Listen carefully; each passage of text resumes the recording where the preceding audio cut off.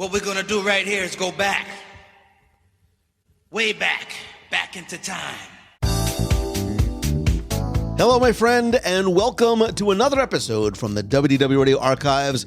I am your host, Lou Mangello, and this is show number 729. And this week and every week, I'm going to select an evergreen episode from the archives to share with you that maybe you haven't heard before, or one that you haven't heard in a long time. From interviews to top 10s, relevant reviews, guides, Wayback Machines, and more. It's a great way to visit or revisit some of our favorite episodes and experiment with a few different types of content and formats, including a quick top 5 show, a solo show, maybe even some Disney in a Minute segments in audio formats, reviews of movies and Disney Plus shows and specials. And of course, I'll take some ideas and inspiration from you and go from there. But as for this week, I'm going to open up the archives again, and some questions and conversations in the WDW Radio Clubhouse on Facebook this week prompted me to pull this show from the archives as Jim Korkis and I virtually visit Disney's Hollywood Studios on show number 327 back in 2013, where we celebrated the 25th anniversary of Who Framed Roger Rabbit. And this episode was recorded live at Disney's Hollywood Studios, so I invite you to take a stroll through the studios with us and look back on the movie's history, Roger's presence in the studios and elsewhere around the parks, both current in 2013 and extinct, what might have been and what the future might hold, at least from a 2013 perspective, for Roger Rabbit in the Disney parks. It'll be interesting to listen back and see how things may have developed and or changed since we recorded 10 years ago. But for a much more important and meaningful reason, I also wanted to feature an episode with my longtime friend and guest on the show, Jim Korkis. Jim is not only one of the most knowledgeable Disney historians and wonderful raconteur and storyteller and the author of dozens of books about Disney history, but Jim is a good man. And I shared recently that after suffering a fall and very long recovery in the hospital, as well as multiple heart bypasses, Jim has been diagnosed with inoperable stage 4 colon cancer that has also spread to his liver. I visited with Jim for a few hours earlier this week, and he's going to be starting chemotherapy in the next few weeks. And he's also very concerned about mounting bills. And I also wanted to share that a GoFundMe has been created and formed to help him with some hospital and home expenses. I created a very easy link to find out more at wdwradio.com/helpjim, and any assistance that you can provide would be greatly appreciated. And while you may have never met Jim, he has been a friend of mine and hopefully yours since the very beginning, and is a member of our extended family. And anything you could do to help, whether it be through prayer, his GoFundMe, or just spreading the word to others, would be greatly appreciated. There's also a full thread and discussion about Jim and what's going on with him in the WDW Radio Clubhouse. And as for this week's episode and Roger Rabbit, I'd love to hear your thoughts about his presence in the parks, maybe his future presence in the parks. You can share your thoughts in the Clubhouse at wdwradio.com/clubhouse, or call the voicemail at 407-900-9391. That's 407-900-WDW1, and share your story and thoughts on the show. But for now, sit back, relax, and enjoy this week's episode from the archives on the WDW Radio Show. I'm not bad. I'm just drawn that way. Please, don't worry. Whatever you say, yes, ma'am. Aye, aye, sir. Okie dokie.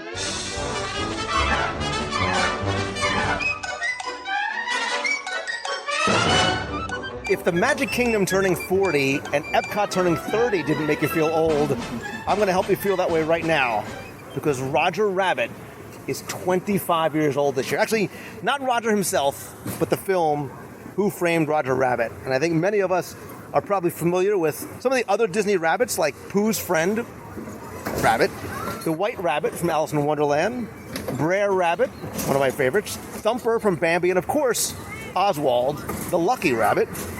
But did you know that at one time, Roger Rabbit wasn't just going to be Disney's next big star, but he also had a considerable presence inside the Walt Disney World theme parks. So this week, we're going to go back in time. We're going to take a look at the history of Roger on screen and in the parks. We're going to talk about what was, what might have been, and where you can still find him today. And joining me here at Disney's Hollywood Studios. Sitting in the shadow of the Maroon Studios sign, or what's left of it, is a man who really isn't all that bad. He's just drawn that way. He is historian, author, all-around nice guy, Mr. Jim Korkis. Please!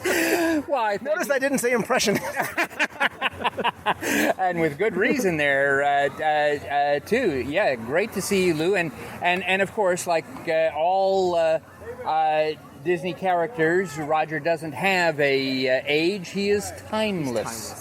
But yes, 1988, 25 years ago, Who Framed Roger Rabbit came out, and of course, you know, the new Blu-ray this year. This is a year of a lot of anniversaries and birthdays, but I think one of the things that I'm happy we can talk about here today is when people talk about Roger Rabbit, they don't talk about his presence in the Disney theme parks. And Roger literally had a very, very short lifespan in the theme parks, 1988 to 1992. After 1992,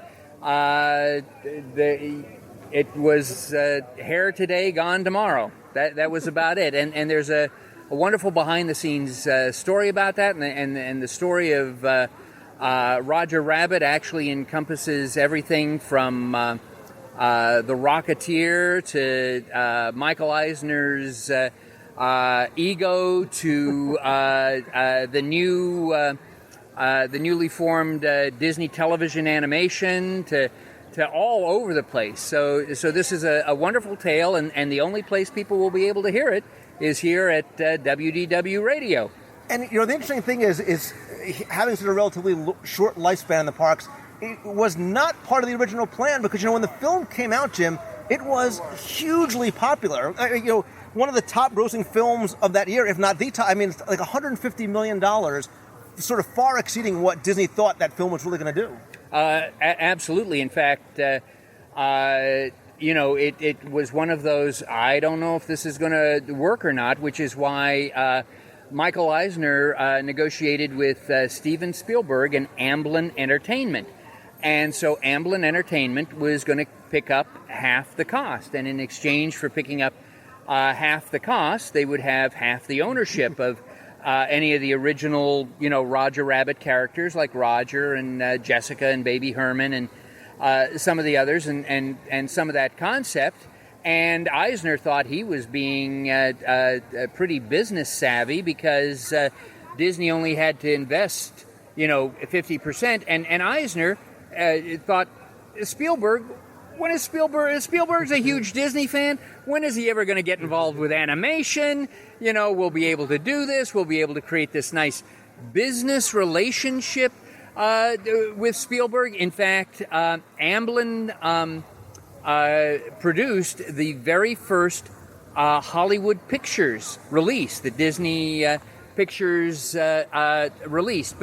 But yes, right up until the end, there was the feeling of, oh my gosh, this you know, is not going to work, which is, again, is one of the reasons that the film wasn't even released as a Disney film. It was a Disney subsidiary, you know, that this was released as. And again, a huge hit, came out June 1988. By fall 1988, there was a costumed Roger in the parks. And to show you how in love Eisner was with Roger Rabbit, June 1988, the film comes out. In November of 1988, on NBC is the big Mickey's 60th birthday special. They rewrote the special to feature Roger Rabbit, and they rushed to do animation. So Roger, of course, at the beginning, you know, pushes out this big birthday cake, and instead of putting in candles, puts in dynamite, and it blows up. And Mickey uses the sorcerer hat to restore things, but that also sends Mickey on this adventure where people have forgotten who Mickey is, and he has to do it down. But yeah, between June and November, doing a bunch of animation, rewriting an entire special, coming up with a character, and the very first Roger Rabbit costume had crazy eyes. Jeff Katzenberg had a picture taken with it, but crazy eyes. So already, just months after the film release, you've got Roger on TV in new Disney animation. You've got him in the parks. And yet, by 1992, all gone. Well, and that's the thing, too. Disney realizes the movie is so popular. Nominated for a Golden Globe for Best Picture. Hoskins was nominated for Best Actor. It made sense to bring him in to the parks that quickly. They were able to sustain the character with some of the shorts like Tummy Trouble. And if you look at some of the early promo stuff for Disney MGM Studios, there's pictures of not just Michael Eisner with Mickey Mouse, but Roger Rabbit is right there alongside him as well. Yeah, and again, there were all sorts of awards for Roger. Best Screenplay for the Writers Guild Award. Charles Fleischer was nominated for Best Supporting Comedy Actor in the American Comedy Awards. Things like that. Yes, very well done. And Michael Eisner immediately thinks, this could be my Mickey Mouse. Yeah. And so, of course, you've got Disney MGM Studios opening in 89, and again, it's devoted to the Hollywood that never was but always will be, but basically the Hollywood of the 30s and the 40s, and of course, Roger Rabbit, the film is set in 1947. And there are references to a little earlier time periods in there as well. So yes, a perfect fit for Disney MGM, and you're absolutely right. All of the early publicity, you have Roger Rabbit, and this just seems like this is going to be such a perfect fit, being in a 40s environment and all of this, and he'll sort of be the mascot of this park, but he'll also be appearing in other parts of Disney parks as well. And we'll get to sort of the Roger Rabbit that almost was here, but let's sort of go back to the opening of the studios, to go back to 1989. And although there was no Roger Rabbit specific attraction in the park, you could find references to Roger all throughout. Let's sort of go back in time, and some of them are still here. Right? We'll talk about some of the ones that are still here, and some of the ones that we've lost along the way. We might as well start. We picked this location on the corner of Keystone Street and Echo Park Drive. Appropriately enough, we said at the beginning, in the shadow of the Maroon Studios billboard, but this is just one of a couple of references right in this general area. Right. Of course, the most obvious one, and the one that still sort of survives today that people love, is right above Hollywood and Vine. And one of the iconic scenes in the film is Roger in the studio office, finds out that Jessica may have been cheating on him, and so he bursts through the window and through the blinds and leaves the silhouette behind. And so we have that recreated here right above the Hollywood and Vine restaurant. And, of course, the office that Roger was in was Eddie Valiant, who was the investigator. However, the joke was a lot stronger then than it is today, because when the studio opened in 89, right above Hollywood and Vine, you'll see in one of the windows it says no actors, because the upper offices and rooms you would rent out to various businesses. And so, of course, especially in the 30s and 40s, you don't want to rent to actors because they're of low moral character, and they'll be partying all night, and they'll skip out on the bill and things like that. So actually, that was a sign that existed in Hollywood in the 40s. Now, to punch that up, by Roger's silhouette, they had a little sign that said, no tunes. So you get the gag. Oh, no actors, and you look down to the windows, oh, no tunes. And what makes it even funnier is it's by Eddie Valiant's office. And again, in the 40s, right before his adventures with Roger, Eddie Valiant didn't care for tunes. But to show you how fragile this type of storytelling is, there was a vice president at the studios who one day took a look at that up there and said, no tunes? Why do we have that up there? That makes no sense whatsoever. We love tunes, and in fact, we're thinking of doing a tune breakfast here at Hollywood. But take that away, and so they did. Now, of course, the silhouette up there, Lou and I spent some time before we did this podcast walking around the park just checking to make sure things were there. And I don't know about you, Lou, but I'm sort of disappointed in that silhouette up there now. So it's odd because if we look back at some of the old pictures, it very clearly is the outline of Roger Rabbit. And over the years, Roger, he's let himself go. It's somewhat misshapen, and we were sort of questioning how or why that could have happened, and why it's not sort of as clear as it was back when the old no tune sign was there, and why that hasn't been restored. Also, right next to it, Eddie Valiant's window, we're seeing some of the lettering up there chipped away. But I was talking with Lou earlier that's only part of the gag.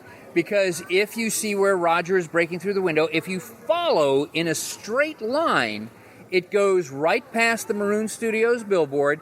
But if you follow it right backstage, it goes right to the exact location of the Feature Animation Florida building. And on the side of the building, and again, I haven't been back there in 3 years. I was laid off 3 years ago, but the last time I was back there, it was still there. It was there in 1989. On the side of the animation building is the black silhouette, the same size, the exact same pose. So Roger is obviously rushing out of Eddie's office because he's late for filming backstage because 2 of the Roger Rabbit shorts were done here. And another thing that we weren't able to go back and check that was Roger Rabbit connected is right around the corner from that silhouette is Brigitte's garden. Brigitte Hardy was a animator working on the Roger Rabbit shorts, and as she was finishing up the second one, she was diagnosed and passed away with cancer. And so Max Howard, who was in charge back in the day, fought for and created a little garden back there called Brigitte's Garden. So I don't know if that survives today or not. But again, the window over Hollywood and Vine still exists in some form today, and that's a reference to Roger Rabbit. But also in this area we have... Right, so the Maroon Studios, and it's funny how you're able to literally connect the dots, because I didn't realize about the silhouette backstage. Like you said, it's where the second and third films were made, Roller Coaster Rabbit and Trail Mix Up. Again, this idea that the character of Roger was very much going to continue, not just on screen, but in the parks. Of course, it's back when animation was actually done here at the studios, and many of us lament the loss of that. But yeah, so the Maroon Studios sign, if you look at it now, it's a very faded sort of pink with Baby Herman, Roger Rabbit, Jessica Rabbit. It's beautifully done, right? Even sort of illustrate how the typefaces are different for each of the characters. But back in 1989, I have some pictures that we're looking at. You see that the sign was in fact the color maroon. There were different layers and such deep, rich colors. And over time, it's faded. And we sort of talked about the upkeep of that. I think we could argue, according to story, maybe since the 40s, the sign has faded from its original glory. Well, and certainly you and I have faded from our original glory as well. But yes, and the signs right down there at the front of Hollywood Boulevard, the Hollywood Land sign, and the one Hollywood Canteen, and all of that are at the front of the park. Those are also sun faded, and I wish somebody would think about touching them up. But again, would that attract more guests to the parks or not?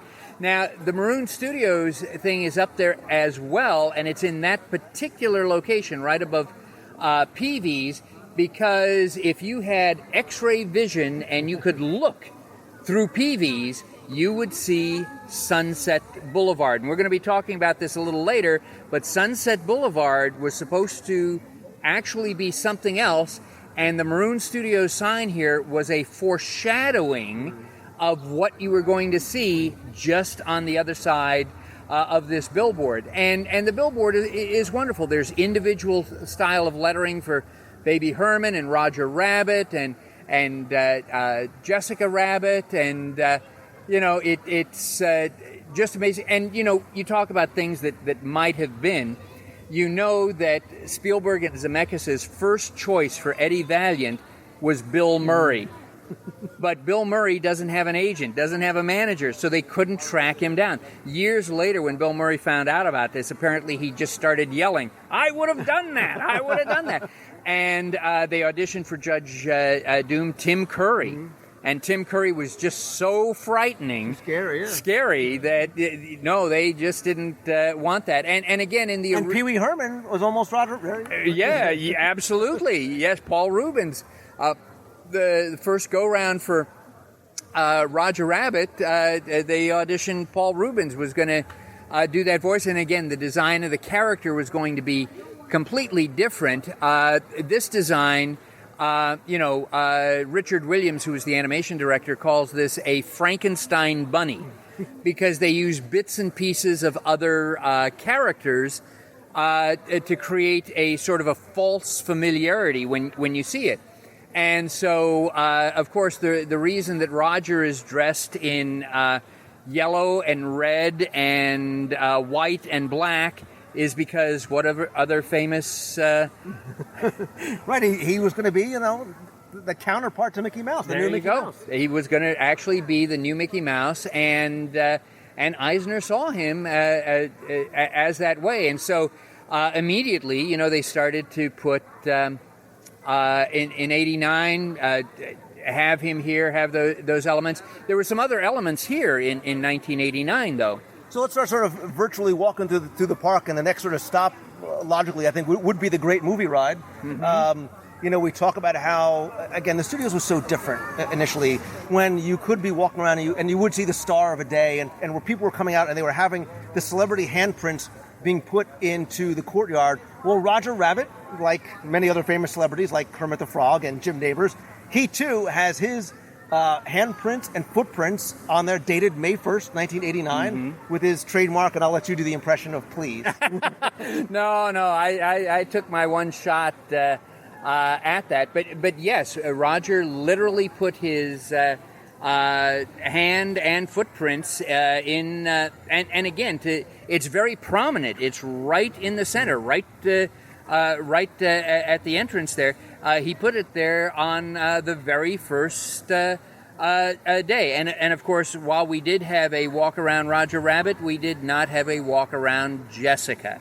If we did, then the line would have been out of the park and all the way to Epcot at this particular point of people coming in for meet and greet. However, there was an opportunity for you to get your picture taken with Jessica.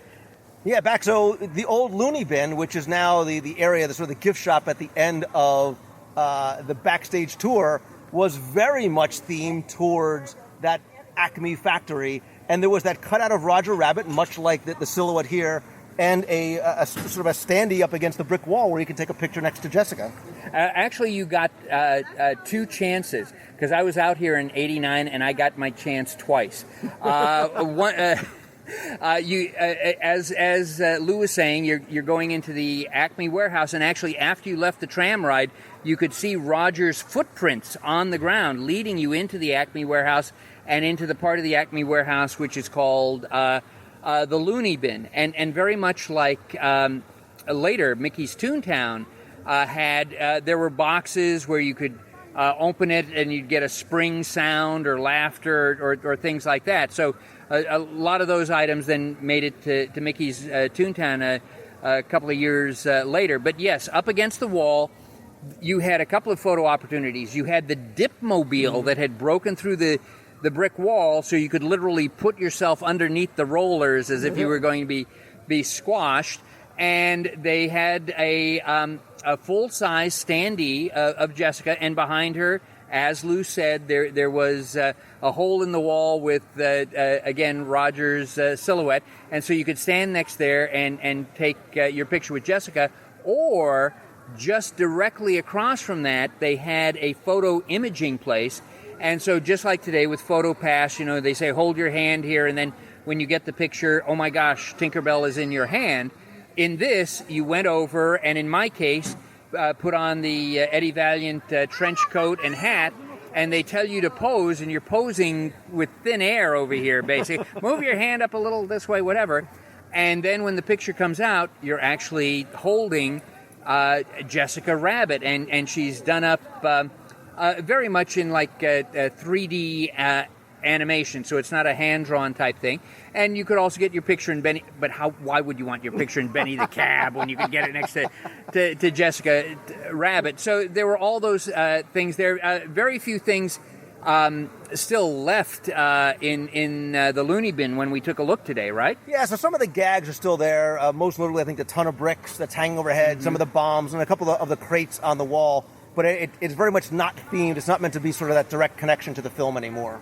Yes, unfortunately. And so that was a fun place. Also in there, they had a black vehicle, again, with cutout standees, of the Toon Patrol vehicle that the Weasels drive in the movie. And so they had cutout standees of at least two of the Weasels, as I recall, so you could go over and you could pose near the Toon Patrol vehicle. And again, it was the actual one used in the movie, and we found that that's someplace else now, right? Yeah, but I want to just quickly, before we head over to the other, because I want to, as long as we're standing here by the backlot tour, back when it was a 2-hour walking tour and tram tour and a residential street, you could also find a lot of authentic props from the film itself, too. You could find Eddie Valiant's car. You could find some of the red car trolleys as well back there too. When it's sort of that boneyard had a lot more to it. No, you're and again, you know, we sacrifice for the listeners at WDW Radio. We actually went on the backlot tram tour. For me, it's been a couple of years. I think it has been for Lou. And actually, as we went back there, I pointed out a hidden Roger Rabbit reference for Lou. We're looking at tried to get him out there, you know, to dress up in the raincoat and get soaked and take a picture, but he's done that before. I've done that before. Been there, done that. So anyway, we're looking at that scene, and it's the harbor attack, which of course is based on the World War II type thing, and of course harbor, of course. Sort of refers to Pearl Harbor. And, you know, there were plans to do a Roger Rabbit sequel. And it got very, very close to being green-lit. However, and it was going to be done with CGI animation. And Eisner took a look at the budget, and it was going to be like $100 million. And in those days, $100 million was really something. It's not like today where you can spend $300 million to have Johnny Depp play Tonto. $100 million, and Eisner said, you know, that's not a good investment. What we're going to do is we're going to take that money and invest it in Pearl Harbor, which cost $148 million. But yeah, backstage, you could, sometimes the Dipmobile was out there as well, too, but in the boneyard, they had the blue cars, Eddie Valiant's cars, and as Lou said, the red car out there. So there were some references, but yes, where you could actually take a picture was the jet black Toon Patrol car. And like you said, there is a second, the real Toon Patrol car has been here, and it's still here. And I think we went by this before, too, because it's changed over the years. A lot of people walk right by it or sit right by it and don't know where it's from, because if you go to the Backlot Express in between the Indiana Jones Epic Stunt Spectacular and the Star Tours The Adventure Continues, Backlot Express, sitting outside in that lower level seating area, is this large black car from the 1940s. But we were looking at old pictures, and we were talking about how we remember at one point it said Toon Patrol on the side and had sort of that circular sticker indicating that, you know, it was the Weasel's car. And now it's just your car. It's anybody's car. But again, this is a restaurant which, again, is themed to, this is where they do the props and the painting and all of that. So that outside area is a paint area. Inside, there's another paint area. There's also an area inside that is devoted to stunts. And we ran across another Roger Rabbit reference. Yeah, so again, this is another one. Unless you look very closely inside Backlot Express, there's a number of sort of different rooms. So it's like the stunt room, the paint room, all the way in sort of the back far left corner. It looks to be sort of a very strange-looking dune buggy but it actually was the vehicle that they used to film Bob Hoskins sort of driving Benny the Cab.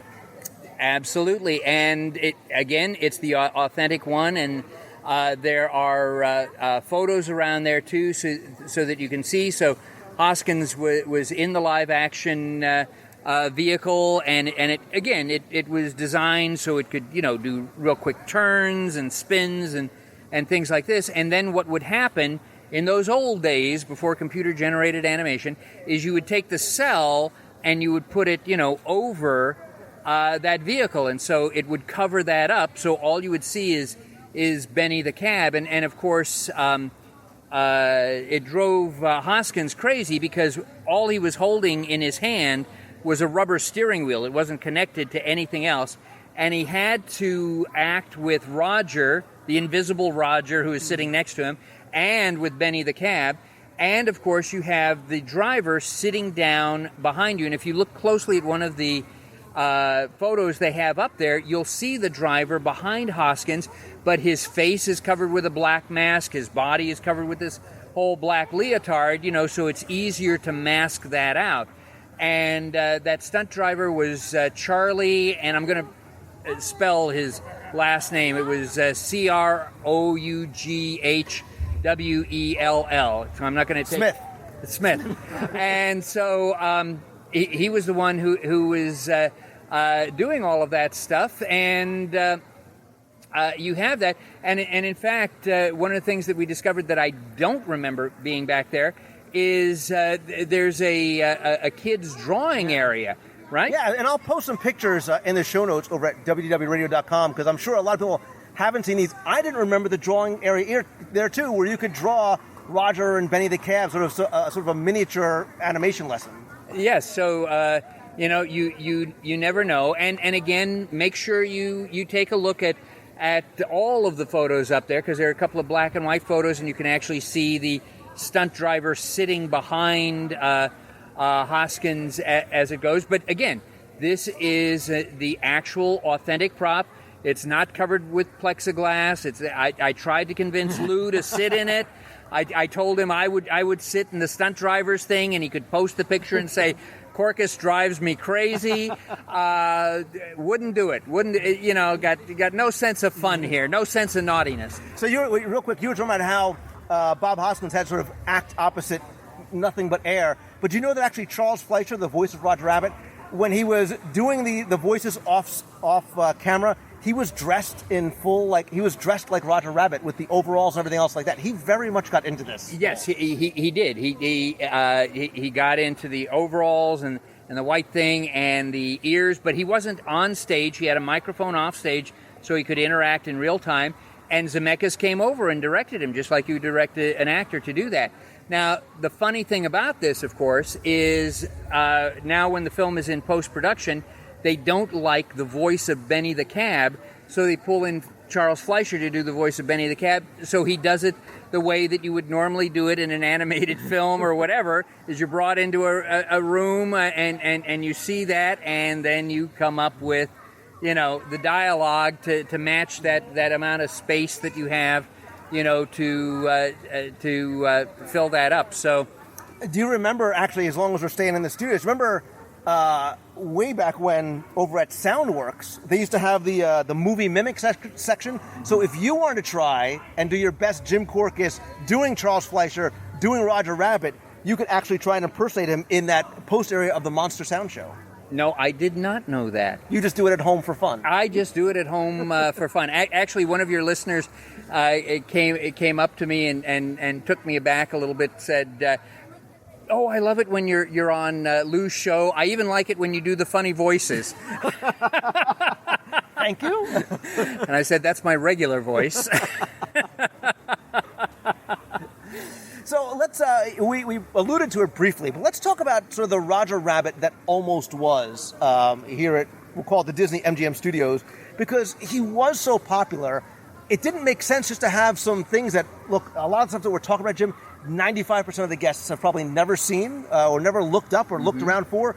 But instead of just having a single attraction, a single meet and greet, why not just have your own Roger Rabbit land? Absolutely. And Eisner was thinking of that not just for MGM, but for Disneyland. In fact, those of you who go to Disneyland frequently, on Main Street over towards the right, there's still some backstage space back there. And so they were going to gut that and make it Hollywoodland featuring Roger Rabbit. So it would have some of the elements of the Disney MGM Studios, but there would be a huge section devoted to Roger Rabbit, and that actually sparked, we're going to be expanding Disney MGM Studios. From day one, we see that this is not just a half-day park, and so we've got this area planned out.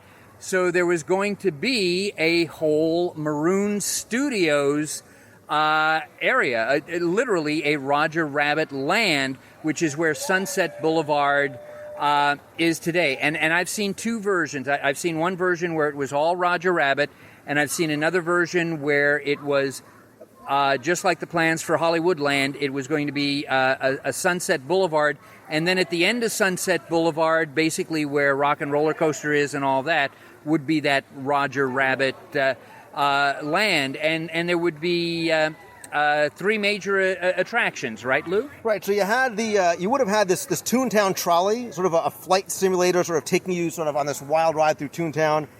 Baby Herman's Runaway Baby Buggy Ride, which is the one that I think probably was the most fun looking of all of it, where you sort of sit in these giant oversized baby buggies going through the Toontown Hospital, really inspired not by Who Framed Roger Rabbit, but the Tummy Trouble cartoon, and the Benny the Cab Ride, a dark ride that eventually made its way out to Disneyland.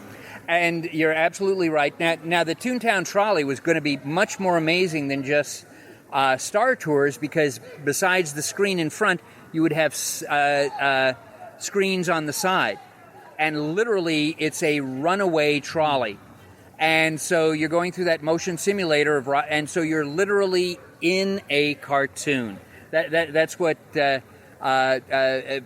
wanted to create, is that effect. And as Lou said, the Baby Herman Baby Buggy ride was going to be your typical dark ride, and the ride vehicles were going to be the baby buggies, and it was based after Tummy Trouble, and you're going through a hospital and the wild, wacky things. But, Disney is such a visible target. When that was announced, people were saying, well, why don't you just send it through a cemetery or an old people's home? People are dying in a hospital, and it's disrespectful for Disney to make fun of a hospital, and it's like, oh, wow. And Benny the Cab did become the cartoon spin, but Benny became his brother or cousin, Lenny, right? Because by the time Toontown opened, which was, 93, 94, the memo had already gone out, no more Roger Rabbit, stop those projects and anything that relates to that. So, but of course, before it even got to that point, Roger was all over the parks. A lot of people tend to forget that he was in the Kids of the Kingdom show on the front stage of Cinderella's Castle over at the Magic Kingdom. That he popped up as a major character in Mickey's Starland. They had that little show where they're going to, and Mickey has disappeared again. I guess Mickey disappears a lot, and Roger has to get involved with finding that. But, and they would give out these things. But 1991 was the beginning of Walt Disney World's, basically Magic Kingdoms, but Walt Disney World's birthday celebration called a surprise celebration, and Roger was part of that surprise. And so on the front of the press kit is his picture. Roger literally went out on a touring show around the country where you had, the cute Disney kids dressed up in Roger costumes as well, performing with Roger.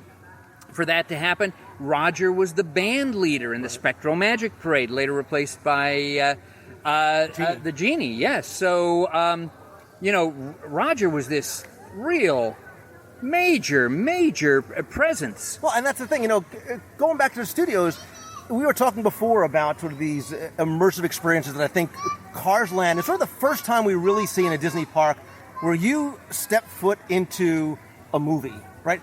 That's what this Roger Rabbit's Hollywood Land or the cartoon Hollywood was going to be. It was really going to be based around the Toontown Depot, and there would have been the Terminal Bar and Grill. It would have been that same thing. Sunset Boulevard, according to the one sort of set of contour, would have been that same type of experience. You stepped foot onto this boulevard, you would have been stepping foot into a very immersive 360-degree Roger Rabbit type experience. But he wasn't just here. He wasn't just in the Magic Kingdom. He wasn't just touring the country. Lest we forget, Jessica's of Hollywood, she was the person, moving leg and all, that welcomed you into Pleasure Island. And Jessica's of Hollywood. And people laugh. They think that we kid when we talk about Jessica's of Hollywood, like the Wizard of Braz in Disneyland. There was a store inspired by Fredericks of Hollywood called Jessica's of Hollywood. Yes, absolutely. And what a welcome that was. if only we could be welcomed that way today. It would be a better place. And one of the things that you reminded me of that we forgot to mention on the Maroon Studios Roger Rabbit land is they would have had red cars going up and down the block. So that would have been a ride, and that little literally transformed a little bit into the Jolly Trolley they had in Toontown. And as you said, the Terminal Bar, which would have been a restaurant. And inside, it wouldn't be just, here's a restaurant and it's named Terminal Bar. It looks like the one in the movie, and then you're going to have, cartoon. You'd have cartoon characters popping up, and then, whether they'd be audio animatronic or not, or whether they'd be stiff figures, So literally, you would have been in Toontown, which it would have been exceptional. And yes, Jessica, how wonderful would that have been? And Lou and I were just talking about the fact that Disneyland Paris, just a month or two ago, introduced a walk-around Jessica character, which nobody seems to like. Now, people say any Jessica is a good Jessica, but this is not a face character. This is a mask character. And so she's frozen with this one expression, and so it just looks odd seeing this. But again, Disney will always change characters. At one time, Mad Hatter was a head character, rather than a face character. At one time, the stepsisters were actually played by male actors, the ugly stepsisters from Cinderella. So things could change, but out here there was no Jessica. But yeah, Jessica's at Hollywood, and over at Pleasure Island, originally that was a Dick Tracy shop, but Dick Tracy has a connection with Roger Rabbit, and explains why Roger Rabbit is not in the parks anymore. Yes. And it also connects to Rocketeer. It's like 6 Degrees of Kevin Bacon. It is. So we're going to get to that. But it was a Dick Tracy shop, and then became Jessica's. And Mark Medozian is the one who did the Jessica's with the swinging leg. And inside there were cutouts of Jessica, and in the back there was this huge door with a star on it, which was Jessica's. And yes, you could buy all sorts of Jessica merchandise. You could even buy Jessica tattoos that were called pressers, because again, I guess they were temporary, and Disney doesn't sell tattoos, so you could put that on. And then, of course, when things went sour with the Roger Rabbit franchise, they still moved Jessica down to the end of Pleasure Island. She still welcomed people for years, and then when Hyperion Wharf was announced, and I know we don't talk about Hyperion Wharf anymore, but when Hyperion... They call it Disney Springs now. Disney Springs, yeah, I know. Disney's middle name is Jello. It all changes. What was very sad for me is I actually got to see Jessica in a dumpster backstage. So I hope she went to one of the warehouses in Kissimmee where they store some of the Disney props, waiting to be bought and restored. But, because some things do survive. The walk-around Roger Rabbit costume does survive because Lou and I were talking about this. Lou, when was the last time that a Roger Rabbit costumed character appeared in a United States Disney theme park? Yeah, so I was going, Tokyo in 96, 2003 in Disneyland, and I was completely wrong. I didn't realize how recently people got to see and how excited they got about seeing Roger Rabbit in the parks. Right. I don't know what this costume thing is you're talking about. They saw Roger Rabbit in the parks. Oh, that's true. They saw Roger Rabbit in the parks, and that was this Easter out at Disneyland, Easter week, as part of the Spring Fling and the limited time magic surprise and whatever. Disney used to have an Easter parade, for crying out loud. They don't have it now. They have a regular parade, but for 10 minutes, 15 minutes before the parade, they do trot out, one float and do a little Eastery thing. And they had Brer Rabbit, and they had Rabbit from Winnie the Pooh, and they had these on this float coming out, but in the middle of the street, they have Roger Rabbit. And I remember a big part of the Easter parade was Roger Rabbit singing and leading everybody in, the bunny hop, the rabbit hop, hop, hop, hop.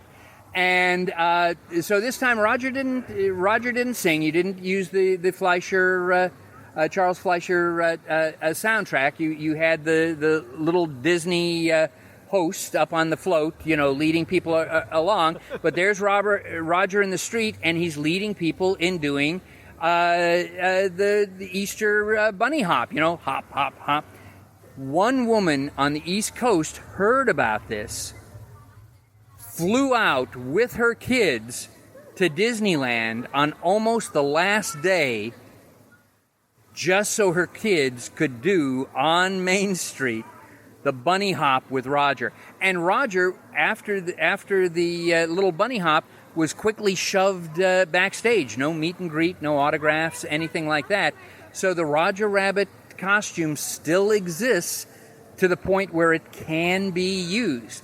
So let's sort of, wrap things up with talking about. Let's sort of talk about the sustainability 25 years later of Roger Rabbit, right? I still love the film. I've introduced my kids to the film. We are starting to see Roger still exists here, but he sort of always still exists to a certain degree via Jessica Rabbit, right? She's on Big Figs, mini Big Figs. There's a whole new line of sort of retro, sort of World War II era looking T-shirts with, Jessica can't die, right? Many people are sort of holding on to their love of Jessica, like Jim Korkis. Yeah. But let's talk about the sustainability of Roger the franchise, right? There's been talks again about bringing this idea of the sequel back, right?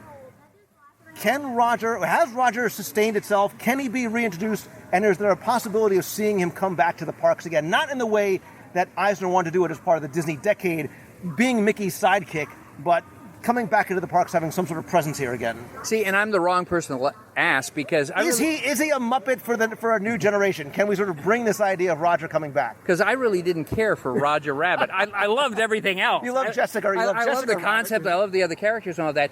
And again, with Roger Rabbit, everybody looks at that and says, well, that's the beginning of the animation renaissance in 1988, where animation is now turned around. It's not just for kids anymore. It's for families. It's for adults.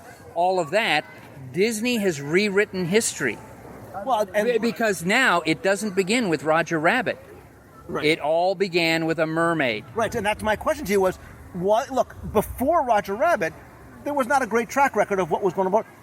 Did Mermaid and Beauty and the Beast and Aladdin, did they kill Roger Rabbit? Because they were so successful, it sort of didn't necessitate the need for a Roger Rabbit sequel? They killed it because they were less expensive.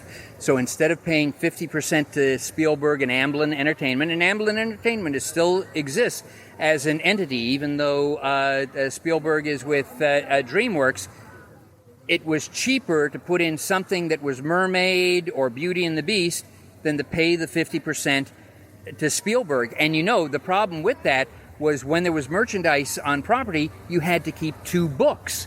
You had to keep a book for regular merchandise, and then you had to keep a set of books for any merchandise that featured anything that was Roger-oriented. Tummy Trouble came out. was released with Honey, I Shrunk the Audience. Huge hit. And everybody figured that including the Roger Rabbit cartoon with that, by golly, that's what, added to the extra take of Honey, I Shrunk the Kids. So the next one, Roller Coaster Rabbit, done out here. If you put that in front of a film, you're going to up the, because Roger Rabbit is so, important, it's going to up the take that you get, especially opening weekend.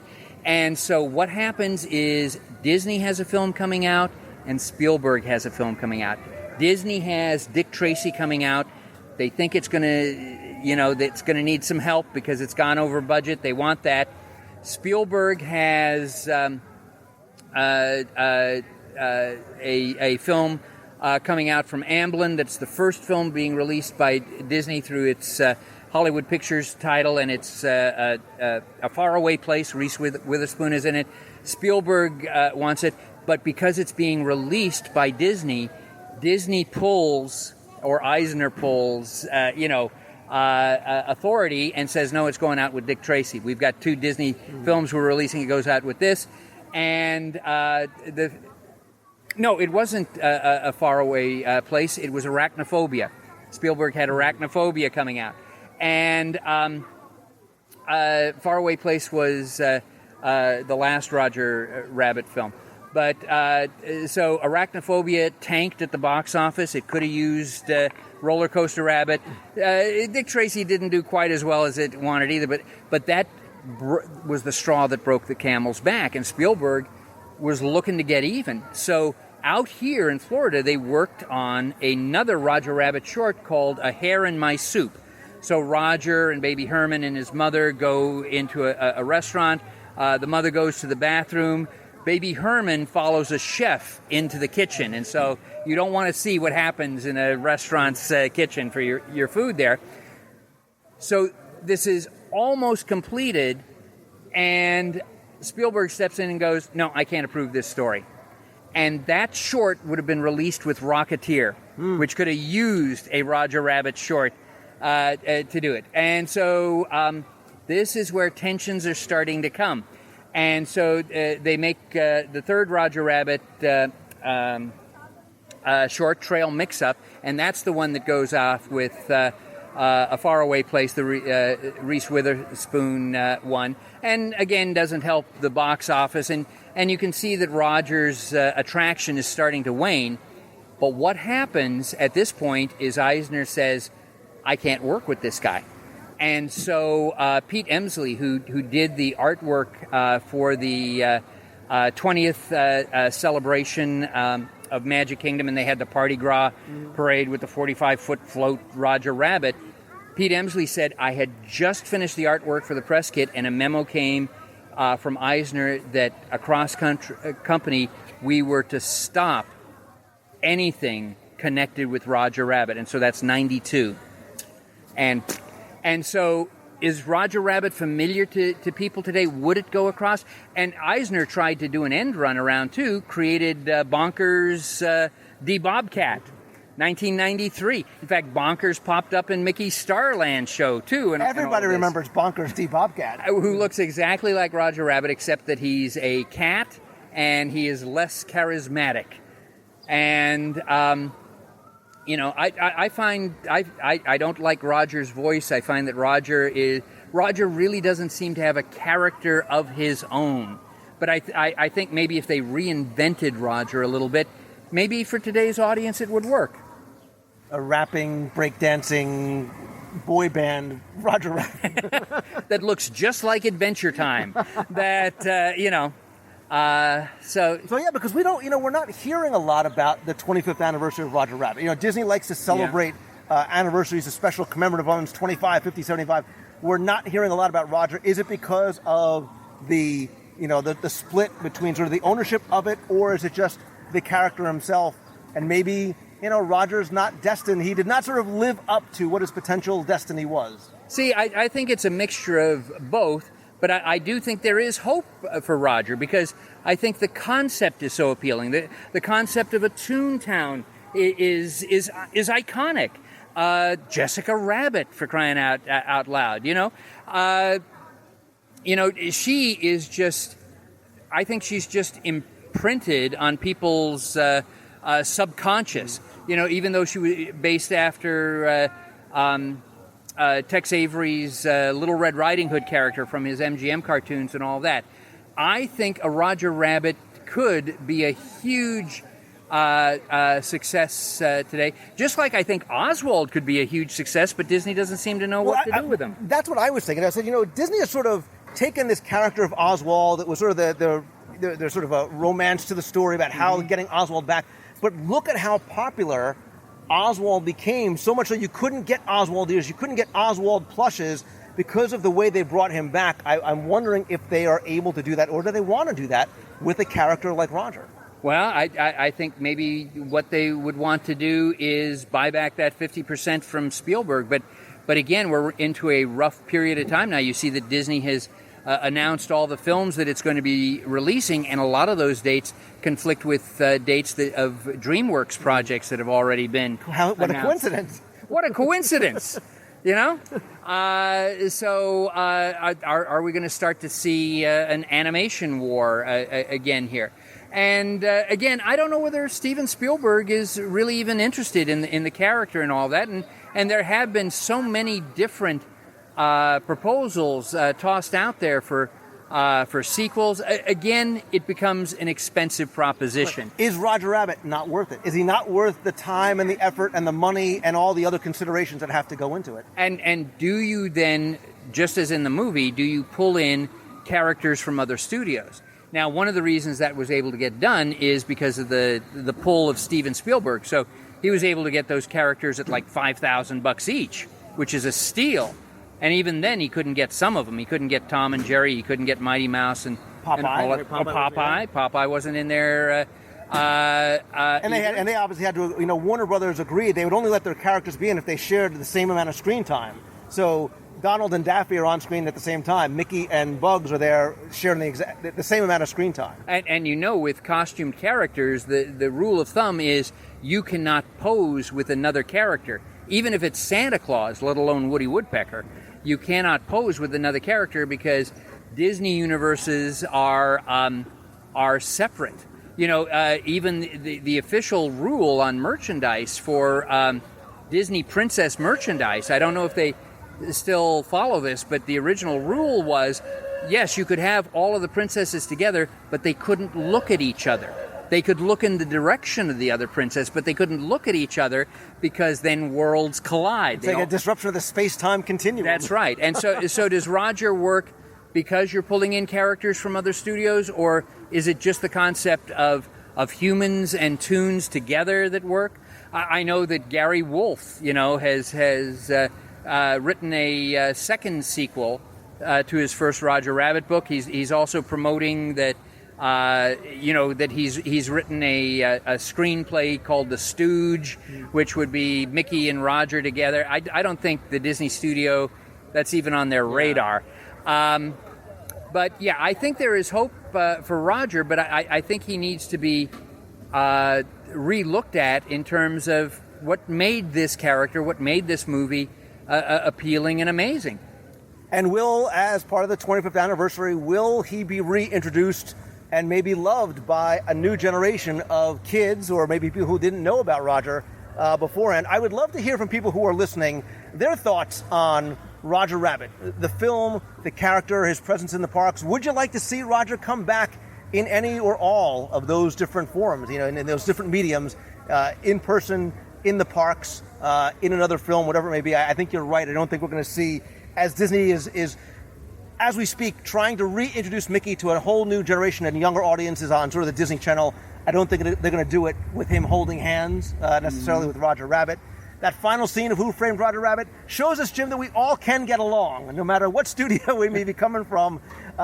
Listen, I love having you come on and help us sort of look at not just the details and why they're here and what they mean and connect the dots, but really the fact that you're able to connect it to the stories and the peoples and the character and the history. That's what makes these parks so rich. That's that level of storytelling and detail that goes into here. And that's why I love having you come on to help people not just recognize it, but appreciate it and hopefully pay it forward and share those stories with other people, just the way you're doing. Here comes the shameless plug in not just your new book, Who's Afraid of Song of the South, all about Song of the South. We talked about that a couple of months ago on the show, but your revised Vault of Walt, which has stories about everything from Walt Disney himself to Disneyland, animation, Walt Disney World, and so much more. I'm going to put links in the show notes where you guys can go get those books at Amazon.com. And as always, my friend, it is such a pleasure having you here. And as you know, Who's Afraid of the Song of the South has an entire chapter devoted to Jessica. So you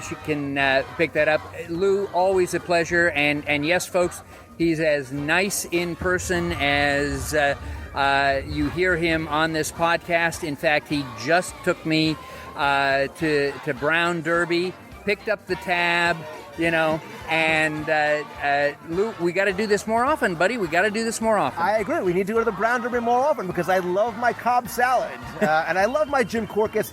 And I think because it's staring us in the face and it has a connection, I think we need to have a PB's Polar Pipeline frozen Coke. Sounds good to me. In the shadow of the Maroon Studios. And the shadow of the Holly, Vermont Realty Company, Walt's first, animation studio. Who's Afraid of Roger Rabbit? That's the real question. What a great title for an article.